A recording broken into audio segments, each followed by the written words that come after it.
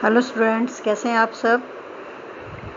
तो बच्चों, आज मैं नीलम चावला, आपकी हिंदी अध्यापिका, आपको वित्तान भाग 2 के पहले पाठ सिल्वर वेडिंग का सार समझा रही हूँ।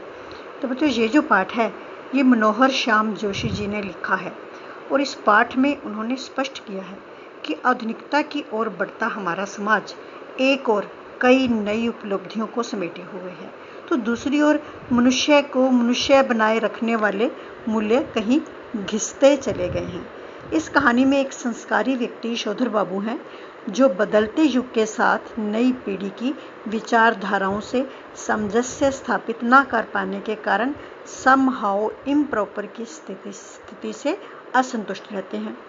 जो हुआ होगा में यथास्थितिवादी का भाव है, तो समहाउ इम्प्रॉपर में एक अनिर्णय की स्थिति है।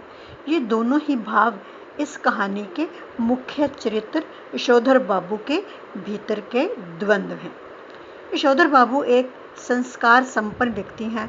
उनका व्यवहार सभी के लिए उचित है, किंतु आधुनिक विचारधारा के लोग उनके विचारों से सहमत नहीं रहते। दफ्तर में भी वे समय पर ही जाते हैं और काम के लिए उन्हें देर तक भी दफ्तर में बैठना पड़े तो वे प्रसन्नचित होकर काम करते हैं।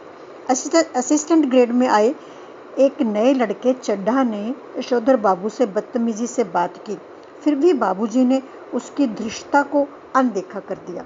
यशोधर बाबू ने शादी की 25वीं सालगिरह पर दफ्तर के सभी कर्मचारियों को चाय पिलाई।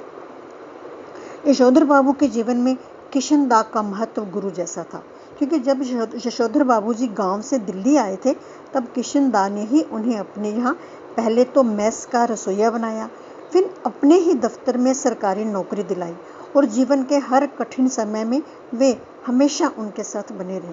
किशनदा ने विवाह नहीं किया था। जब किशनदा की मृत्यु हुई तो यशोधर बाबू ने उनके बिरादर से उनकी मृत्यु का कारण पूछा। उन्होंने कहा, जो हुआ होगा सो हुआ होगा कहकर सभा समाप्त कर दी, अर्थात सही कारण का किसी को कुछ पता ही नहीं चला।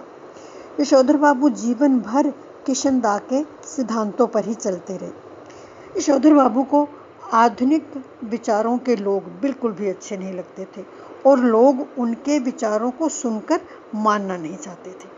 जब यशोधर बाबू को कोई भी बात गलत लगती तो वे समहाउ इम्प्रॉपर कहकर चुप बैठ जाते थे। उनका इसका अर्थ था कि कुछ ना कुछ गलत होना। यशोधर बाबू के परिवार में उनकी पत्नी, 3 बेटे और एक पुत्री है।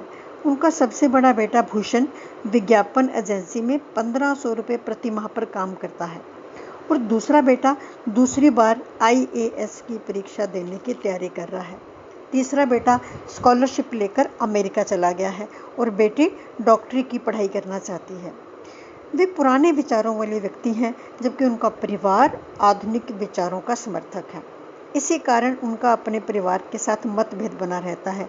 उनकी पत्नी भी बच्चों के साथ आधुनिक रंग में रंग चुकी थी। वे चाहते हैं कि उनका परिवार उनसे सलाह लेकर दुनियादारी का काम करे, पर बच्चे ये कहकर उन्हें चुप करा देते हैं कि जब आपको कुछ पता ही नहीं तो क्या पूछें। बाबूजी का मंदिर जाना, प्रवचन सुनना तथा पूजा पाठ करना परिवार को अच्छा नहीं लगता। बच्चे और पत्नी यही चाहते थे कि वे पुरानी परंपराओं को छोड़कर नए युग की रीतियों को अपनाएं। अब बाबूजी को पता ही नहीं था कि उनके घर पर उनकी शादी की 25वीं सालगिरह की पार्टी यानी कि सिल्वर वेडिंग चल रही है। उनको ये पार्टियां जो थी वो अच्छी नहीं लगती थी, लेकिन कहीं ना कहीं उनके मन में इस बात की खुशी भी थी कि जिस अनाथ के जन्मदिन पर आज तक लड्डू भी नहीं आए, उसी की शादी की सालगिरह पार्टी बहुत ही आधुनिक रिवाजों के साथ मनाई जा रही है। उन्हें ना चाहते हुए भी अपनी पत्नी के साथ पार्टी में केक काट ही दिया। उनके बड़े बेटे भूषण ने उन्हें ऊनी ड्रेसिंग गाउन उपहार में दिया और कहा कि जब आप सवेरे दूध लेने जाएं तो इसे अवश्य पहनकर जाएं। उनकी आंखों की कोर में जरा सी नमी चमक गई, क्योंकि वे चाहते थे कि उनके बच्चे अब घर की सभी जिम्मेदारियों का भार अपने ऊपर ले लें। लेकिन बेटे ने नया गाउन देते हुए भी दूध लाने की जिम्मेदारी उन्हीं के कंधों पर डाल दी। गाउन पहनकर यशोधर बाबू को लगता था कि उनके अंगों में किशनदा उतर आए हैं। यह कहानी नई पीढ़ी और पुरानी पीढ़ी के लोगों के विचारों एवं व्यवहारों में आए परिवर्तन को दर्शाती है।